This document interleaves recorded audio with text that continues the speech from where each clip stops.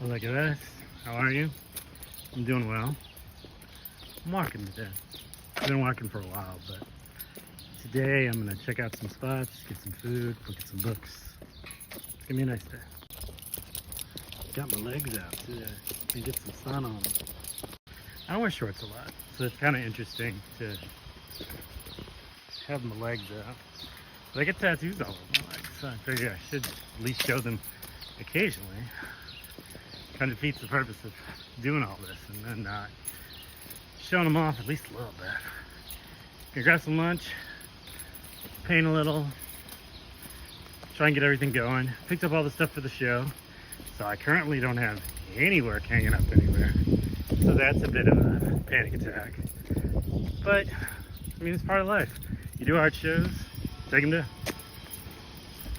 You sell stuff. I just think it's like one of those misconceptions that a lot of young artists have.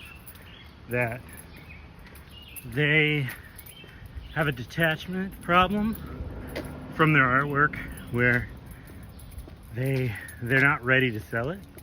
They put it out on the idea that they like want the attention for people to sell it, and then they get very, very worked up about the idea of separating from it. And I guess I've just been doing it so long, I just sell it now. There are very few pieces that I make that I don't make for people, like publicly. There's a few I have that I've kept just for me, but I don't know, they don't mix. You just kind of make artwork as you need to, which is often and all the time, but you let it go into the world. Also in my life, I don't think I've ever experienced like the perfect sale. I've never made so much money off of a painting that I was like, how did that happen? I keep hearing about that concept of like this like huge gobsmack size payout on my work that's gonna happen. I mean, I definitely sell a lot of stuff, and that is within itself kind of a thing. It's a beautiful thing, and I'm very happy about it, but it's definitely a thing.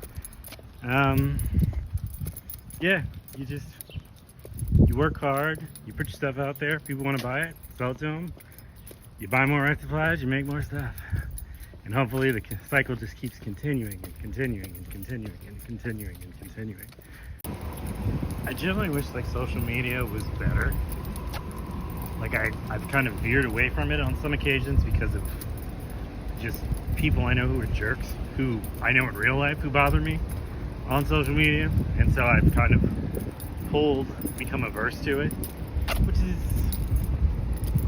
silly in a lot of ways because like I'm not opposed to violence. It's not the sentence people want to hear, but it's true. Like, keep messing. People like to say the F around and find out type of aspects. I'm trying not to cuss as much on this.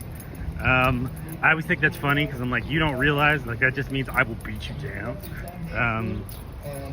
But people don't get it, so it's a weird thing. But I'm gonna try to post more on social media and do all this stuff, and I'm just gonna deal with those people, you know. So I finally found the skate park in Takoma Park. It is interesting because I did not know where it was. Now I see it. It's actually pretty sweet. I gotta grab my deck and then hurt myself and prove that I am a man in his mid-40s who can't go anymore. No, I'm not gonna do that. I'm tempted to, but I also know I will cripple myself, and so I can't really do that right now. I'm gonna go home and paint it. So there's that. So let's go do that. So I picked this up a couple days ago. This is called Catboy. It's actually a really funny book. It's done really well. Highly recommend. By Benji Nate. See, we read too. That's the crazy part. We read and we draw and we paint. So I remember when I moved back here from DC, or to DC from North Carolina. I was pretty established as an artist, honestly. I'd already kind of made a name for myself, so I came up here. I was selling art, I was doing shows, and I ran into a friend of mine who was named Erica. Erica was this very strong dancer. She had dark skin and she had super like muscular arms, and people just swoon when they would see Erica. Erica was incredible. But I thought about it when I was thinking of when I was doing art and saw on like faces and features and stuff that my friends were not reflected in the art that we see everywhere. So I figured I had to do something to rectify that. So I've kind of just been cultivating the style of allowing myself to make art that reflects the women in my life. These like strong, non-traditional, Anglo, beautiful women. Because I want everybody to feel strong and beautiful.